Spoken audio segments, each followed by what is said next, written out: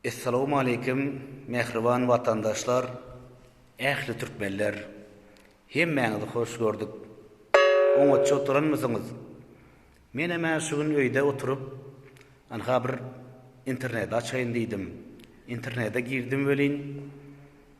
O ýerde bolar bolgusyz adamyň aklynda bir pikirine, kellesine sığmajak zatlar ýazylan eken.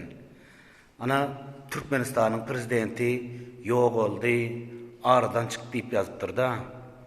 Onu biz maşgalamyz bolup, owamyz bolup gynaldyk. Ol zat ýalan eken. Ol Akul Sapar diýen adam ýazypdyr da şuny. Bir haramzada özüniň watanyny, ýurduny satyp daşar ýurda gaçyp giden adam. Görüp bilmezken bizim bu ýaşaýyşymyzy, ýa durmuşymyzy goý bizim ýurdumyz elmydama şunýaly toý bayramlara, şagalanlara dolu bolsun. Oň ýaly haramzadalyň geplerine inanyp ýörmäň.